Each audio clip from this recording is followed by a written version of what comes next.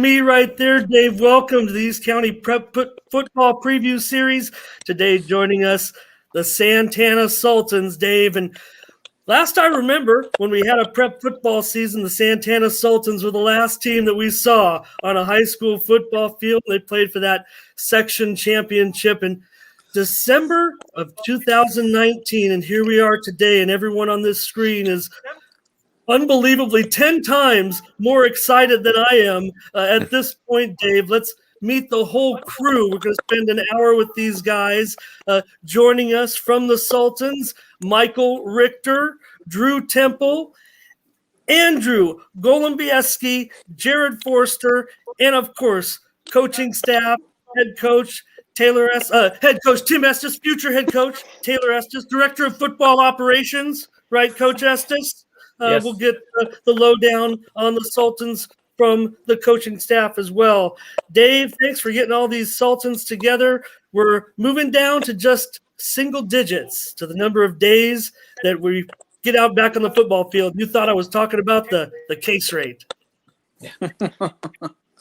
Well, either way you look at it, it's a lot more promising. We were even a month ago, I think we were thinking, I'm sure both coaches, Estes, were thinking, it's like another month.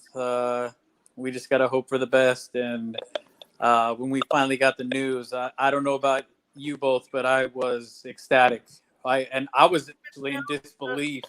I mean, we saw the numbers coming down, but just the way that it's working in the capital of California, it just hasn't been working in our favor. We'll just say that. And CIF finally got it together too, and I think we're moving forward, and we're definitely moving in the right direction, even if it is 5.5 or 6 games this season.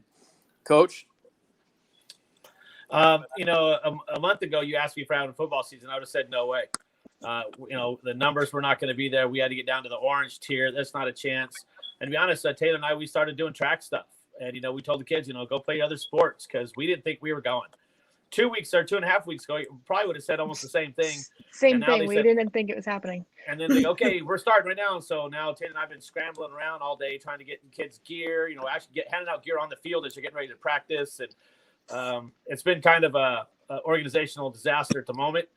So we're getting everything taken care of. We still got more stuff to hand out, as a matter of fact. Probably tomorrow and the next day we'll get everything hopefully finished. But, Hey, Coach Taylor, super busy, but at this point we wouldn't have it any other way. Bring it on, huh? Yeah, the gearing 100 kids out in 3 days was kind of hectic, but the kids are super good and they made it go pretty smooth. And you can ask these four; it was a really quick process actually. Dave, and like I said, the Sultans, they were out there for that championship game. They've got some things they'd like to kind of wrap up on their own this season, this shortened season. We know we'll have no playoffs, but as we've said with each of our teams so far, Dave, every week is going to be a championship in this special season.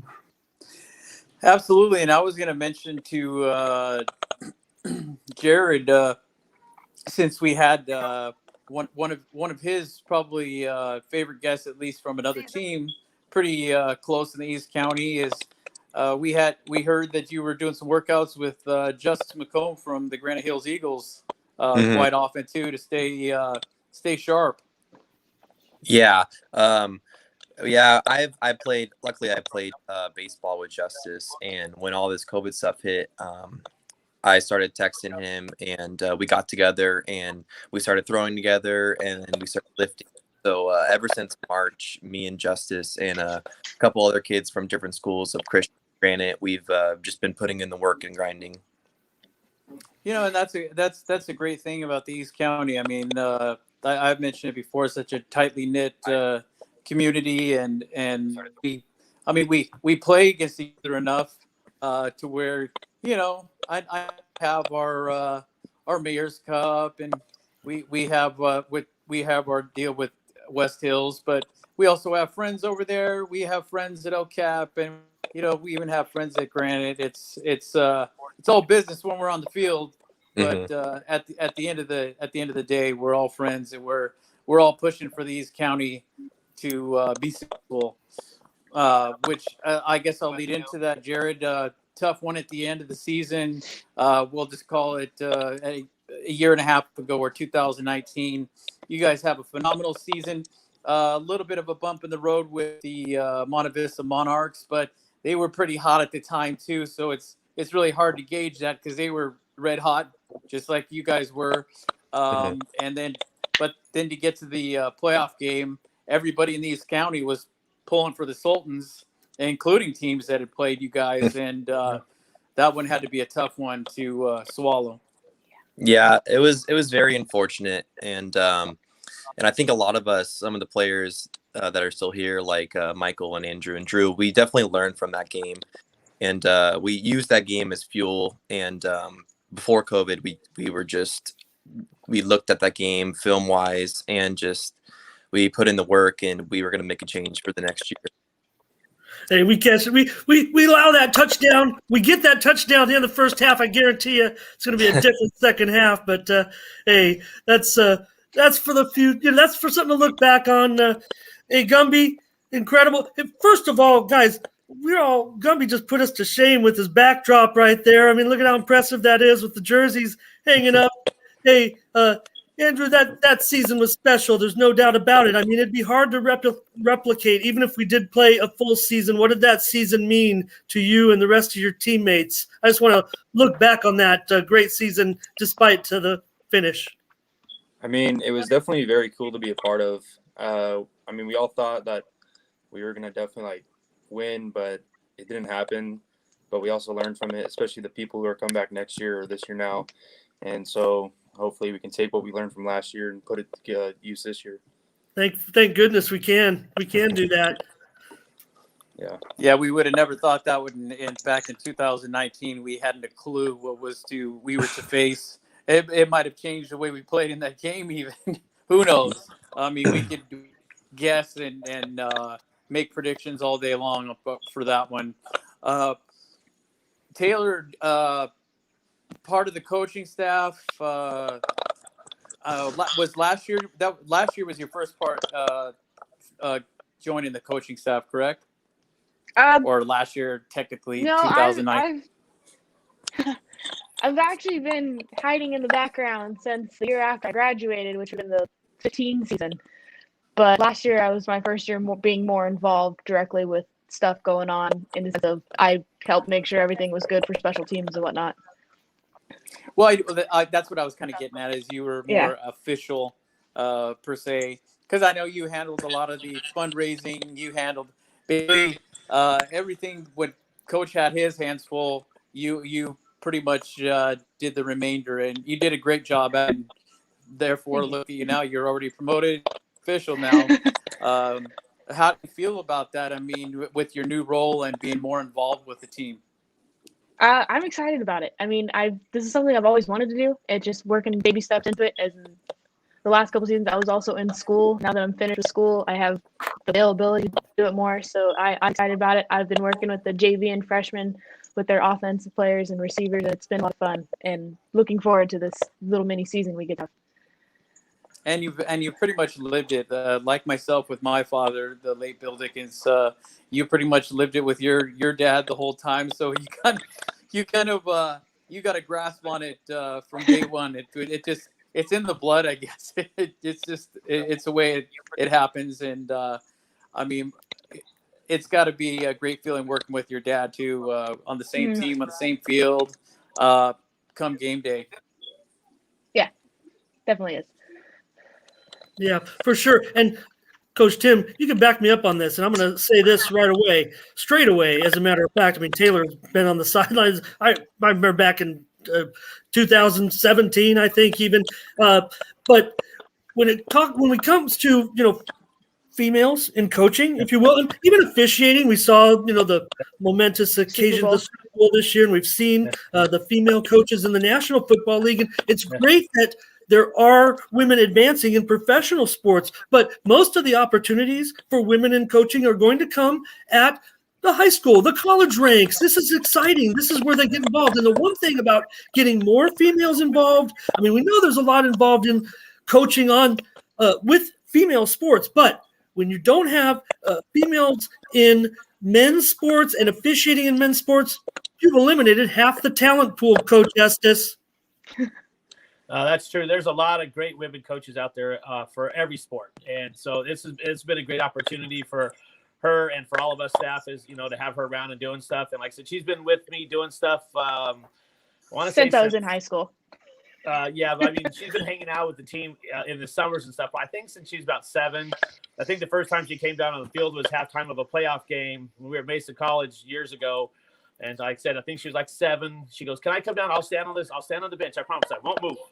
And I go, "Okay, stand right on the bench." And she stood there the second half. Definitely and moved. she's never left. She's been there the whole time. Yeah. Dave, let's for a moment. We got to get everybody in here first. We'll make all the way around the horn, but all these guys waiting to get on the field. But one guy everybody's kind of wanted to see if we would have had a season. Now we got one, but one of the best players in the county, Michael Richter. Dave, one of the top sackmen in all the county last season, was going to have a big season this year, and is still going to have a great season this year. But somebody that we wanted to see get out there and see what he could do in this season. Dave, Michael, you love to give him his nickname, but he might be tired of it. I don't know, but I don't get tired of seeing him sack the quarterback.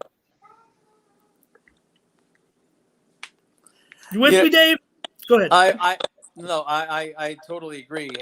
I was actually just pausing to see if Nathan Hughes popped in again, like he did the other night for during the Christian in regards to Pat Kelly. Can we get another year of eligibility? I'm sure you guys wouldn't mind having Nathan back on the field. We take a few guys probably. But, hey, Michael, say hi to us, and I want to maybe just follow up on what Gumby was saying last year. Bitter pill to swallow, but grateful to get this chance to get out there and wrap up your career. You with me, Mike? Oh, you might be muted. I don't think he is. There might be just it doesn't show that he's muted. So if there is a problem, Mike, if you go and go out and come back in, I'll put you right back. I feel we all. There he goes. It's just a little delayed. Let's listen in. What was that? Go ahead. We hear you now. There was just maybe a little delay, so go ahead and start over if you would, please, Mike.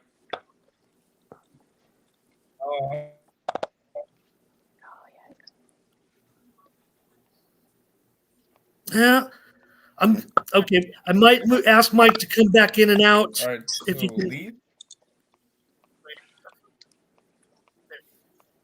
Can y'all hear me? Now, go ahead. Yeah, we can.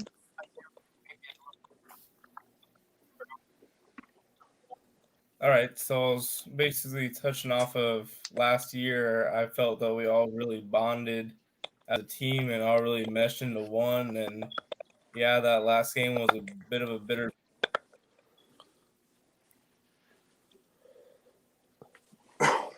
I think we're getting the gist of his, he has a filter that, so when they call on him in class, you see what happens, guys? What's going on?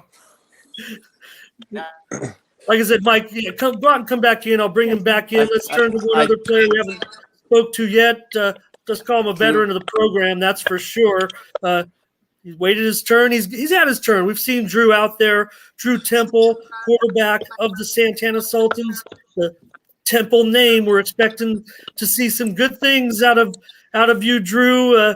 You've waited for this moment. You've had, like I said, you've had your moment. You got in there before. Circumstances were a little different. We needed you then. We need you now. Excited, brother? Yeah, I'm really excited. I've been hiding in the shadows the past couple of years, you could say, under Nathan. Just training under him, just working on all the little things, trying to build up, to fill that spot because he's had such an impact on the program. But, we're excited to get a couple games in and just work hard and have fun out there. I think it should be a good season. Pretty exciting for all of us. And I think we're all going to perform pretty well too. Now, did you work out with your brother over this time? all this time that you had on your hands? Yeah. And so were you doing I mean, just conditioning, or was it a lot of throwing also? In the beginning, I was doing a lot of running, a lot of throwing with Nate, a lot of throwing with Jared and a couple of our main receivers. We're doing a lot of that, but we've really just been grinding in the weight room for a while since last year, just trying to get in our best shape so that when we do finally play, that we're good to go. And well, it's actually paying off right now because here we're going, and luckily we've been working on it for the past couple of months. So. Yeah, Coach Tim, Drew's no rookie in there. No, not at all. We have all the confidence in the world in Drew. And Drew, how do you feel about your line now that you got in front of you? I mean, you always got to be kind of the line that you have in front of you. You know, you might have a couple of backs you might want to mention as well in the backfield that'll be assisting you, if you want to call out their name. I feel pretty confident in my line. We got Gumby, of course. My center, he's a big boy. He'll take care of me. And we got Isaac Sanchez, Caleb Curry. And we got Brennan Mattern, but I think he just got injured, unfortunately, by Gumby. But our transfer to Jackson. Yeah, Jackson, that's a big boy. So pretty confident in them. And behind me this year is actually Richter. I got big Richter behind me and Kavion and Nick Braves. So feeling pretty good about that. That's going to be awesome. Gumby, what happened? Are we going to make it through this season without you knocking everybody off the team? Yeah, I mean, what do you say? It was just like he stepped wrong and his like he got hurt with his knee, but he should be fine. Good. But, yeah. So we're not talking, Coach. We're not talking. He'll be out for even the first game, correct? Or are we not sure? I don't know. We don't know about that. It just happened last night, and he didn't come to school today. He's taking the day off, and I'm going to check back in with him tomorrow and kind of see how it is, or should we send him to the doctor and kind of see? I'm not quite sure exactly what the injury is. Okay. He was able to get off the field on his, a little bit of help and stuff, but it's sore, so we'll see how it goes. And what are we doing for the schedule? We going with the 5 games and 1 scrimmage? I know that not everything's set yet, huh? Do you got a schedule yet? We have 4 games scheduled, 1 scrimmage scheduled, and I'm trying to find the 5th game now. And the scrimmage, is that the Braves in a scrimmage on Saturday morning, huh?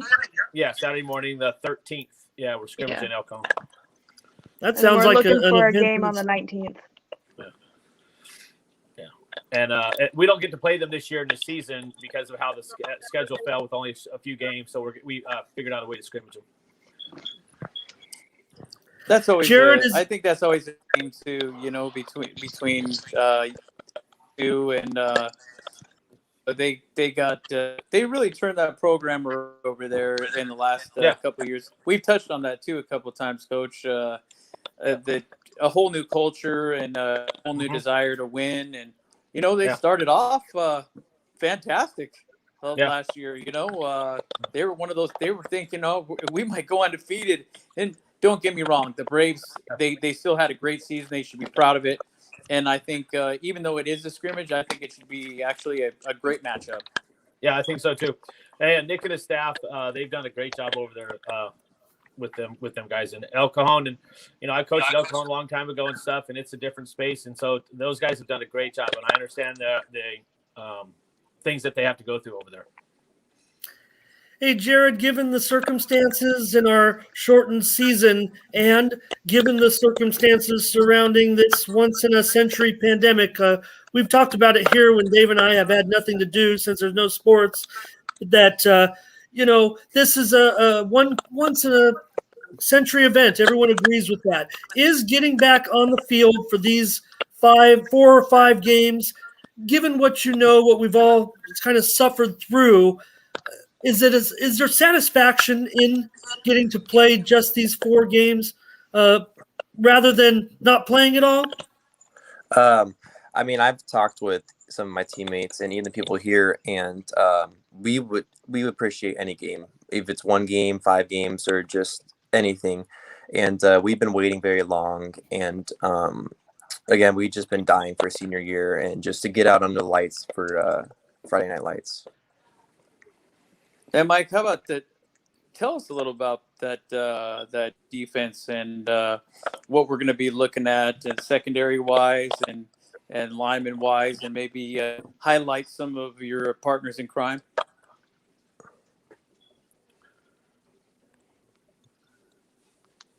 Oh no.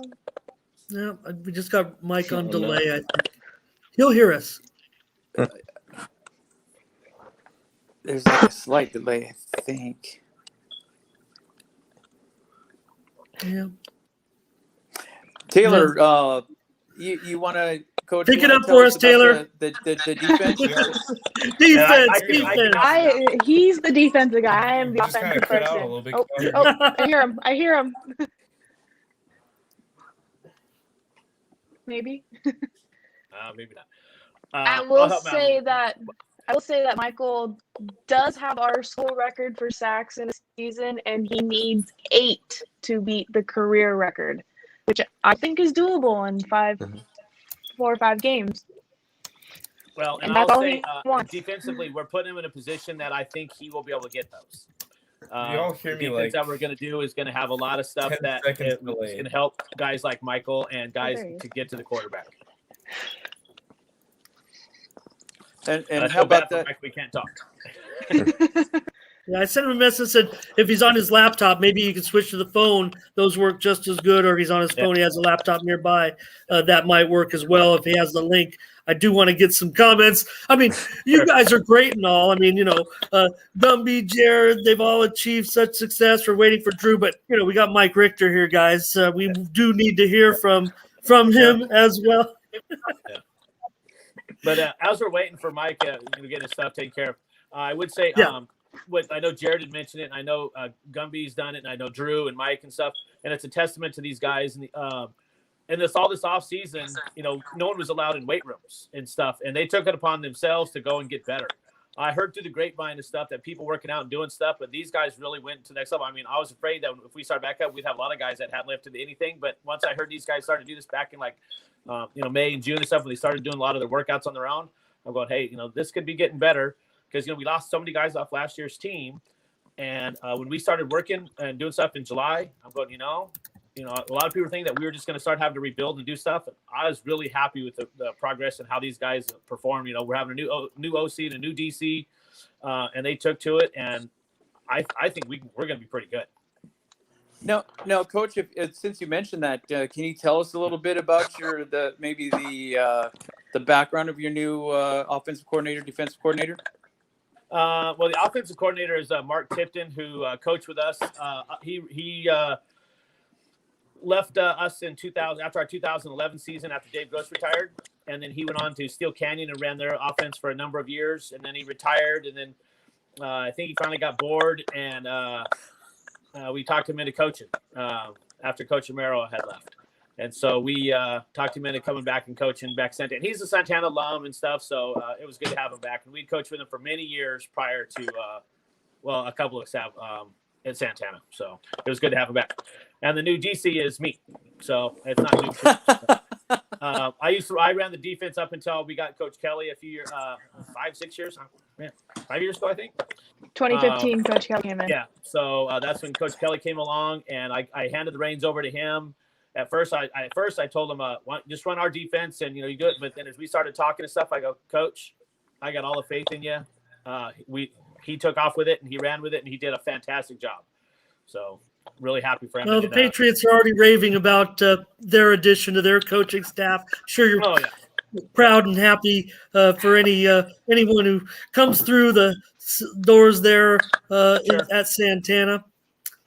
Yeah, and so I'm like I said, I'm grateful to come back and run the defense because it took me a long time to let to kind of give that up because I coached defense forever, and I go, man, this has been tough. And when I went to the offensive side of the ball for a while, helping the offensive line, and I didn't even know what to do when the defense was doing stuff. I was standing around, just like what am I supposed to do now? Because I was always doing something, but now I was like, oh, okay, let's stand here, I guess. So, but now it's back to doing what I do, and it's going to be fun. And speaking of that defense, how's the what are we thinking about the secondary too? And who's going to be looking to head that up? Well, one of the guys is in the pictures with us here, Jared. He's probably going to lead the secondary because he's going to be playing safety. Well, we can put him wherever we need to, but more likely probably playing safety for us. And so he's leading up the secondary for us. Michael, he's going to lead up the linebacker crew for us, and he's going to do all sorts of good things for us. Gumby, he's probably going to have to play both sides of the ball, center, and probably be the nose guard too. So we got guys that are going to do two things, but it's going to be a fun season.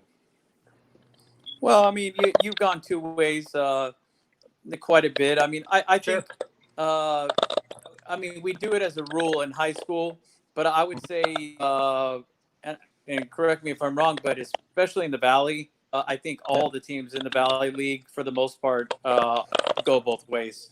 Oh, yeah, absolutely. A majority. Oh, absolutely. Even Drew last year, Drew was defensive end and got an interception for a touchdown. Second game of the season last year. Richter in that same game, he started offensive line for us, and and stuff. So we've had people, and Jared he just plays all three sides of the ball, offense, defense, and special teams. So yeah, they're used to doing that stuff. So Jared and Mike, you guys are just the you're the utility players, if you will. Yeah, pretty much. Yeah. Let's get Mike in to comment.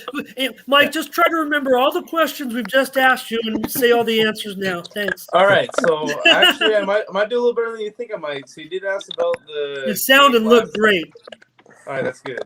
You did ask about the game last year and last year's season and whatnot, and I will say, like, that was an exceptional team. Like, we really gelled together, and we all, like, had one purpose, and we all worked together. And, like, there's no pointing the finger or blaming anybody. Like, if we mess up a play, it's we messed up a play. And so after all that work and all that dedication, yeah, losing that game was a bitter pill to swallow. But in the end, it all taught us something different to each one of us. See why we got. And you played a pretty good team. And you played a pretty good team. So I mean, I'm sure you guys say hats off to the team that you're facing too. You know, on a slouch. They played good football as well. Yeah, but Mike Sarah, I was gonna say Sarah got better throughout the year. When we first played, it was like the second game of the season. They got better and better, and each week when I saw them, I go, they're getting better. They're going to be somebody we're going to have to deal with probably, depending on how the playoffs turn out. But I figured we'd see them in the championship game. Depending on when the brackets came out. I go, they did very well. They're well coached and they were prepared.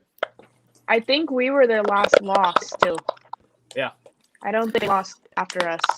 Right. So yeah, Mike, the way you described it. Go ahead, Dave.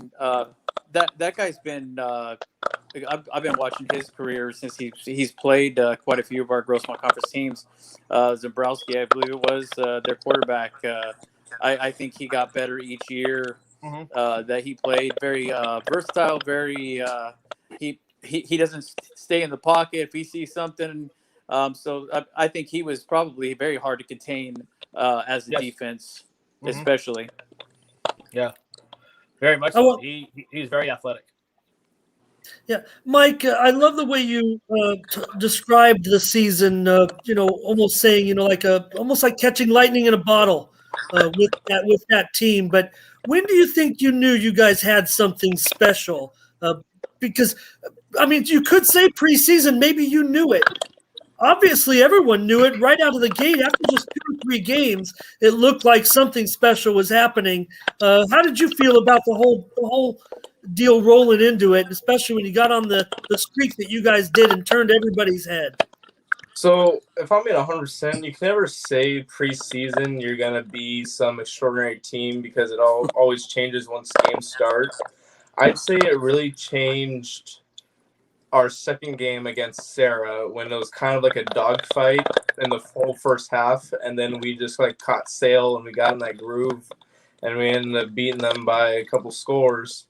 And it was then where we knew we're like, all right, as long as we fight and as long as we give in effort, we will be successful. That's why you watch our film, on defense, there's never one guy making a tackle. There's always 5+ guys right there ready to make the tackle just in case he misses. It's not just like one-on-one. Yeah, you guys took care of Mar Vista quite handily, quite often in the last few years too, and with different quarterbacks at the helms. What's the difference? I guess I'll leave it with you, Mike, and then I'll ask Jared to answer as well. Of Drew and his brother, is there any different delivery, any different cadence? What's the real difference between the two? I'd say, personally speaking, because like I'm gonna be honest with you, I'm a little new to the whole offensive side of the ball. I've been more of a defensive guy. I'd say with Nate, he was more like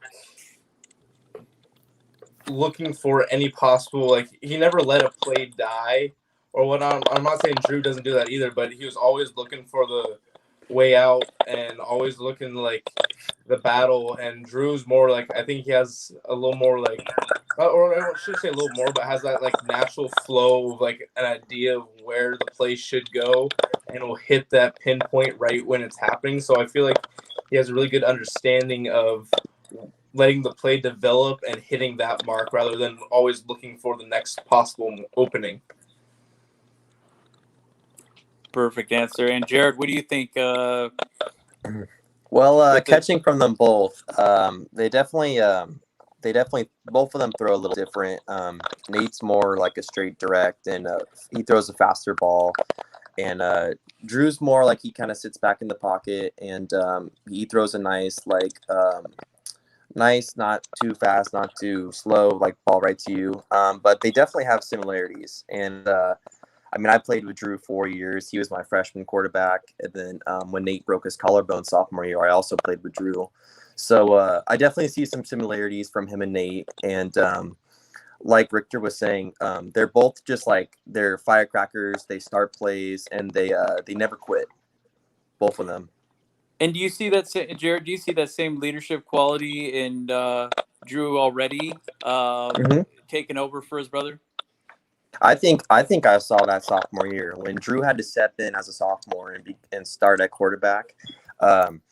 He really had a lot of the teammates' eyes looking at him, and he stepped up into that big role as a quarterback. And especially he came in at a tough time when we were in league, and I mean, Nate got hurt second game, so Drew stepped up, and he definitely delivered. And last thing, Jared, for the way you guys, as Coach mentioned earlier as well, were working out on your own. You know, you took the initiative to go work out on your own. Do you think, I after talking to a lot of the players now, do you think as a whole, our East County Grossmont Conference players, there is more of that going on, and that we're probably going to reduce the amount of injuries, not just because we're playing less games, but also because we did have that extra time to really tone up our bodies and really build them up for this shortened season, if you will.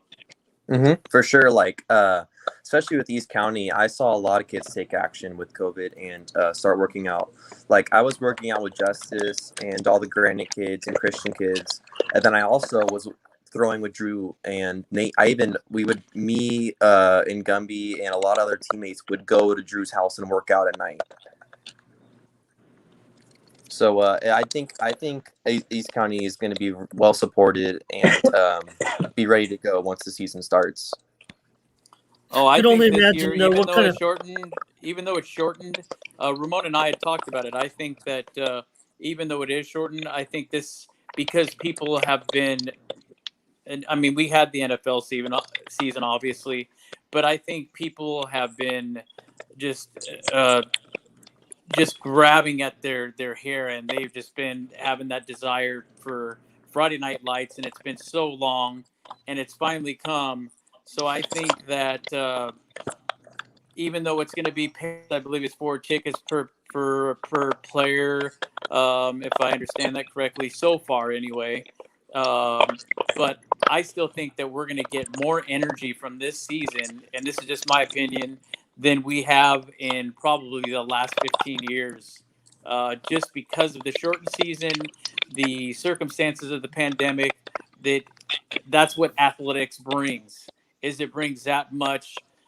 It's 3 hours to forget about the pandemic and the financial issues and everything that's on your mind, and just focus on football for you guys. And as a spectator, just enjoy Friday Night Lights. Two teams going at it and giving 150%. Oh, yeah, for sure, Dave. And that's why these 6 weeks are going to be so exciting. And the other sports, for you coaches that are coaching more than one, the practice for the other sports starts starts the same day as football season. So good luck to you guys on that. But Dave, you can only imagine what type of numbers these guys would put up again with Drew at quarterback. And of course, Jared, he's already got monster statistics in his career. But I feel bad for those guys up front like Gumby. Andrew, what's it like to play on an offensive line in one of these up-tempo offenses? They always say that, the big fellas pay the price when you got a team moving up and down the field. I'll never forget some of the games that you guys have played and some of the offenses. You have as much yardage as some of these receivers. Yeah, it definitely fast tempo offense is definitely hard on linemen because you're constantly running up the field, getting on the ball, getting the play, and then going, and then just repeating it. So and then going both ways too is definitely hard sometimes. Hey, Coach, it never is a situation where you have a group of guys come in and you say, I'm going to put this offense in and make this work. Sometimes you have ideas, but when you get the personnel, you know what to do with it. How did that whole evolvement come with the Sultans? Because been good teams in Santee over the last decade, but like we said, this is just a once in a lifetime coaching situation, and you have to adapt to what you have, and you guys did that perfectly. Yeah, a lot of times, our offense is kind of geared towards a lot of different personnel mixes, and so depending on what mixing and what personnel you get and stuff, you can either do more or you do a little less depending on how things are. Last year's team, we were able to do a lot more. This year's team, when we first, like I said earlier, we weren't sure if we were going to be doing a lot of the same things because we lost so many people. But after going through all the July through November, beginning December, and coming back now, I think we'll be able to do as much with this group that we have. This has been a lot of fun, and I think, like I said, I think we can be pretty good. I'm really happy with the progress that we made with such little time. And just to comment a little bit on with what Andrew said about how fast they evolve. Not only do they have to run up and down the field the whole time, but they have to battle one-on-one with somebody for most of the time. So they're not only using their legs, they're also got to use their arms. And they're getting hit everywhere and stuff. Where sometimes the receivers are not necessarily getting hit on every play, but these guys do. The linemen they really save the day. They should get all the props.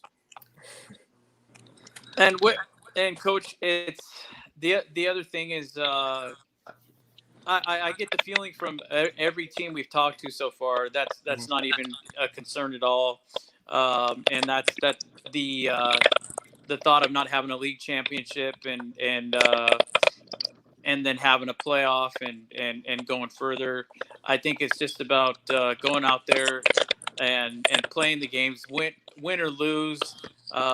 Just being able to enjoy the season, especially for the seniors. I think that the seniors going out there, they want to just enjoy their senior year and be able to play some football is probably the most uplifting. And then for the juniors, I think that it's about getting some more footage, getting some scouts out there finally, and really giving those guys finally getting a look. So the same situation doesn't come up that came up, unfortunately, with a lot of other seniors from this last year. So I think you probably tend to agree somewhat on that. Yeah, I'm just happy that they have some sort of a season. I wanted them to play as many games as possible. If that means cut out all the playoffs to get 10 games in, then let's play 10 games. I wanted them to be able to play as many games as possible. And it would have been nice if we could have started earlier to get more games in, but I'll take what we can get. And because the one thing I love is on Friday nights when I'm walking down to the field right before we start, as we're coming out for early outs, that's still the best feeling in the world for me. And I love that feeling. No, that's like the greatest. No matter what I think the outcome of the game will be, it's still the best, man. Friday nights is amazing. I It's gonna concur. Yeah, it's going to be raised about tenfold that first game. Tough not being out that first. You want you out to that first game, but we're going to be patient and wait for the Souls. Taylor, I don't know if you've seen some of the talk on Twitter. You know, we were hanging out sometimes, but what they've said about some of this backlog in getting student athletes placed at their next stop, especially kids these days, and the second year JC players, is that there is a glut that's starting to pile up, and I just want to say this kind of to everyone out there who's kind of worried. It's all of our California athletes. There's kind of a glut, and these offers are coming. We just need to get out there. I mean, these are, no matter how you look at it, Taylor, these are still athletes from California, the most coveted athletes, in the country. So the opportunities are there, and these student athletes need to take this. I know they're going to take it seriously over these next weeks, but the opportunities are going to be there. Absolutely. Oh, I think the guys are. I think every kid that I've seen in every sport they're taking this as serious as they can, because it's a limited time and they have to take it serious. And I think they have just because they want to. What have you heard, Taylor? I say that in particular because I know we told all our kids, with all the cram season, we lost a few.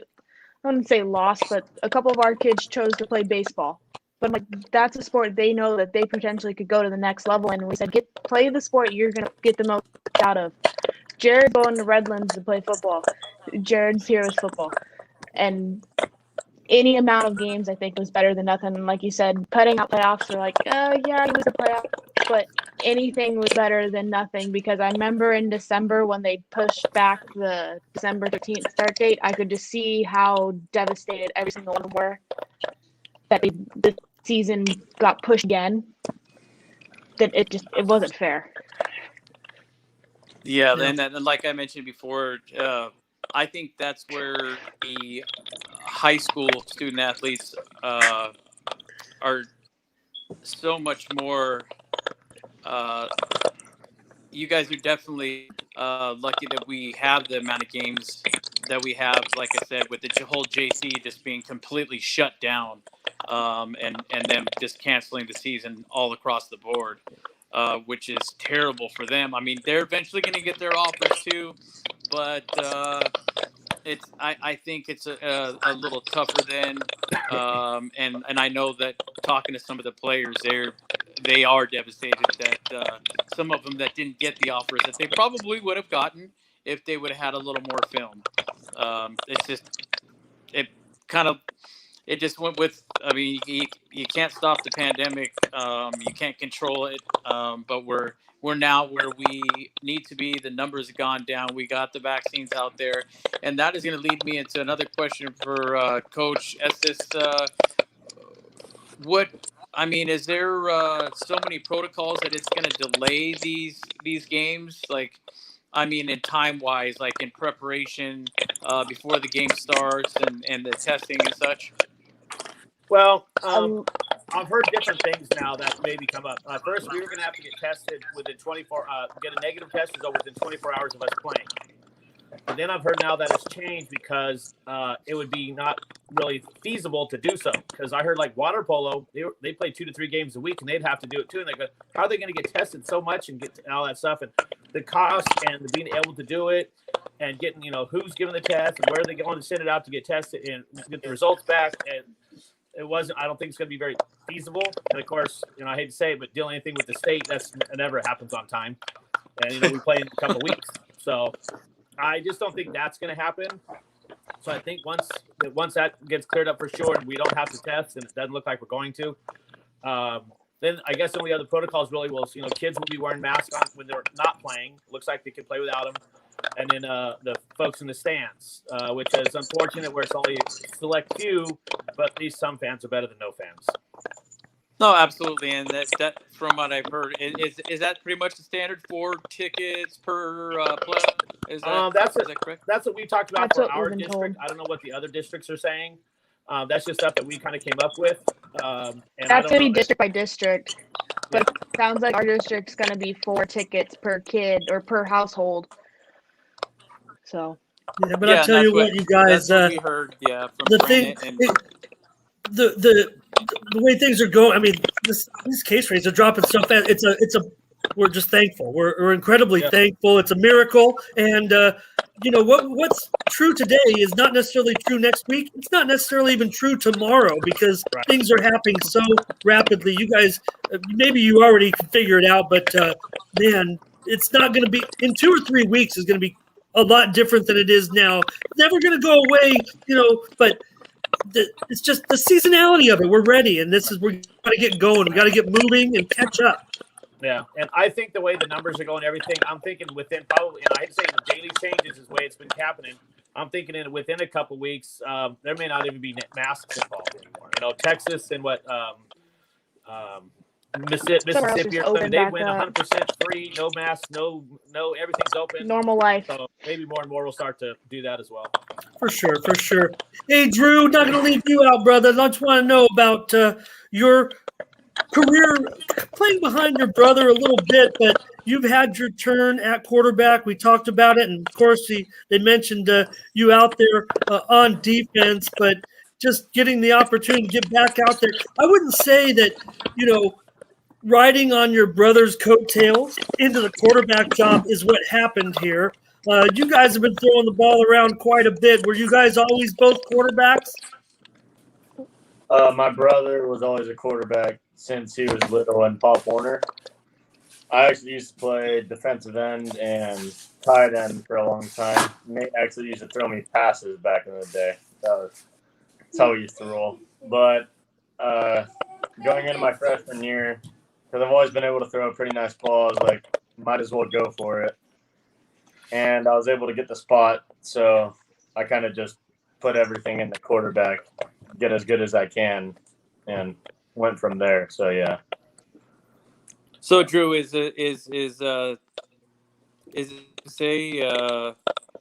I'm going to put you on the line right here, and that's possible for the Sultans to go undefeated in the shortened season. Yeah, of course. We're out here working hard. We're doing well. The offense is looking good. The defense is looking good. I wouldn't see why not. I mean, Yeah. wasn't that it was the record-setting Sultan team, the last one that was on the field. So many records. But why not? I think you got a lot of pieces still in place. And after talking to you guys and the coaches, sounds like there's a pretty good chance. I like Yeah, our I team. agree. I feel confident with the guys that we have. Yeah, I mean, these guys, we rewrote the Santana Sultans record book last year. It's just maybe a good thing there's not a full season this year because some of those guys that left might have their names erased by a few of these guys this year. But we'll get certainly our games to prove what we can. Dave, the thing about, like I said, that championship season was terrific and awesome, but this year is going to be so significant for everybody. Just want to know, Taylor, you look at your career, Dave mentioned on it, but I mean, you're a former player, a semi-professional player even. What do you think the excitement level is going to be like when we're out there on that first game? I think it's going to be different than any other year. Like, the first game is always an exciting game, but I think this year is going to be a little extra special just because we almost didn't have it.